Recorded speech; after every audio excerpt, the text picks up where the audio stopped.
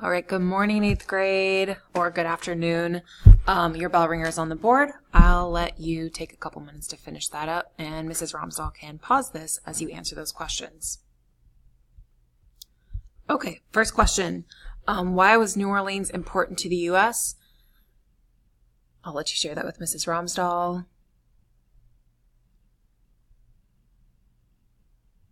Okay, should be something along the lines of New Orleans being an important port and a way for the U.S. to trade and make money. All right, number 2. Why was President Jefferson's purchase of the Louisiana Territory controversial? That was because of his strict construction. It went against his beliefs that he had. Okay, this is what we're doing today. Today we are talking about 9.3, some conflict that happened in Thomas Jefferson's presidency. Okay.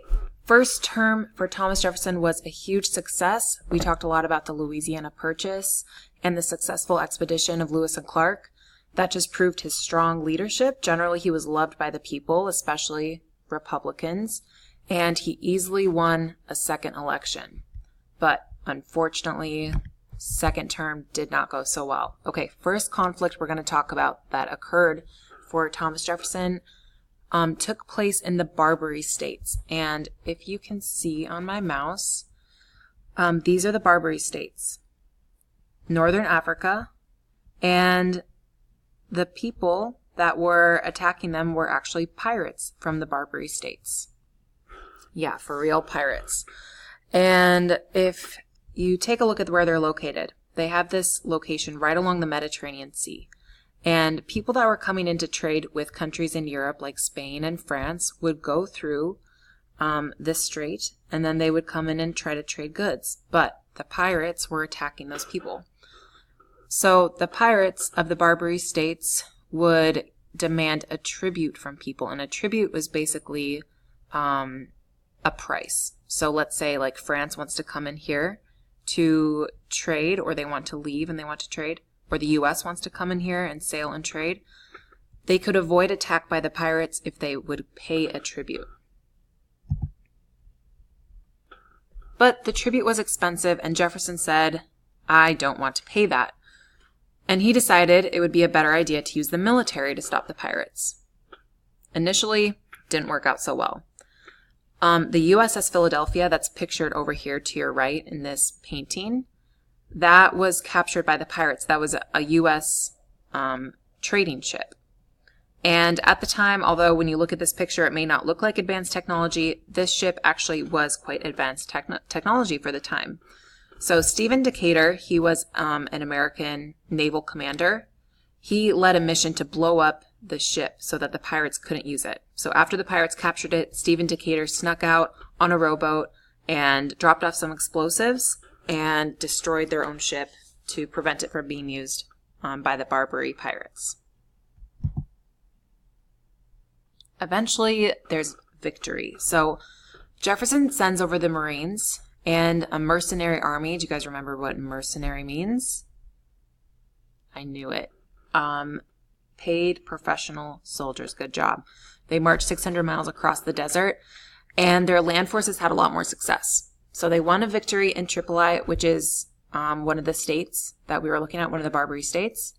And they forced the leader of the pirates to sign a deal to stop attacking U.S. ships. And this is really the first time that the U.S. has used military force to solve foreign issues.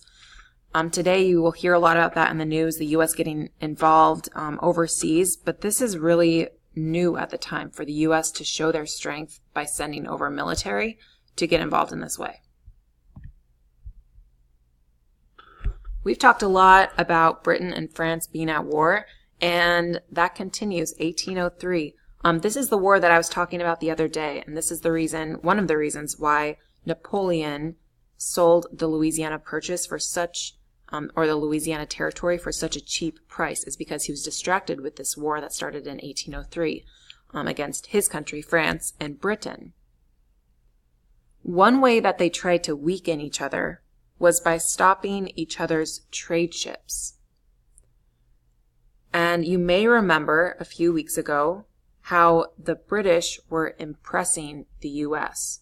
That was during the war, the Revolutionary War. And now they start doing that, but now both countries start impressing U.S. ships. Now, if you remember, impressment basically means seizing the ships. And they would not only seize the ships and then take over the ships, but they would then take the soldiers, the sailors that were on the ships, and then force them to serve in their navy. So for the British and the French, this was a good thing because it was like an unlimited supply of soldiers that they could have for their ships. To give you an idea of how serious of a problem this was, in the span of about 3 years, Britain seized over 1,000 U.S. trade ships, while France seized more than 500. In 1807, Jefferson passed the Embargo Act, and he thought that this would solve the problem. He's saying, okay, you guys are taking our trade ships? Well, we'll just stop trading with you, and then that will solve the problem, right? Unfortunately, wrong. Jefferson hoped that England and France would suffer due to the lack of trade and would agree to stop impressment. But instead, England and France continued on as normal, and the U.S. was the one who suffered. This is a dramatic thing that happened. In 1 year, American exports fell from 109 million to 25 million. That's a 75% decrease. The American economy basically tanks over this decision that Jefferson made. So Jefferson is definitely not popular at this moment in time. In fact, there is outrage, especially in the North. And the North is where most of the Federalists lived. And remember, he's a Republican. The Federalists really don't like him already, so they are quick to criticize him. Traders also criticize him because they are especially affected because they are the ones that are trying to sell their goods. So in order to make money, many people actually turn to smuggling, which is illegal, but many of them turn to it in order to make money. And because of the crazy, the craziness of the whole situation and all of the hit that the economy took, Congress repealed or took away the embargo in 1809, right as Jefferson left the presidency. Now, I have a little portion that's kind of fuzzy, and I don't know if you can read any of it, but this cartoon here, this was put in newspapers at this time, and it says, "Oh, this cursed agravame," which, if you read it backwards, says embargo. This guy is a smuggler that we're seeing here. People were very upset about it. Okay, last conflict we're going to talk about today has to do with Native Americans. It's been a common theme this whole year, all of the conflicts that have taken place between the U.S. and the Native Americans, and it just continues. A while ago, we talked about the Treaty of Greenville, and this forced Native Americans to leave Ohio. Okay, so after this Treaty of Greenville, the U.S. gets that land in Ohio, and tens of thousands of settlers move west to fill up that land. The settlers destroy the traditional lifestyle of Native Americans. They kick them out of their homes, they're forced to move westward, and their whole life, their whole culture is disrupted by this. Two brothers, pictured at the bottom, they were leaders of the Shawnee tribe. They organized resistance, and they said, okay, one tribe on its own is not strong enough to beat the U.S., but if we join together as tribes, we might have a chance. So this guy on the left, his name is Tecumseh, and his brother was known as the Prophet. They together organized a system of tribes into a fighting force to try to defeat the U.S. This led to the Battle of Tippecanoe, and that took place right here, southeast of Chicago, and in Indiana. General William Henry Harrison was sent out to stop him. So Jefferson sent one of his generals there. They heard about how this guy Tecumseh was causing these rebellions by organizing the tribes together in order to attack the United States. And the U.S. marched thousands of troops against these Shawnee villages, and they won a major battle here. And that was at Tippecanoe Creek, which is why it's called the Battle of Tippecanoe.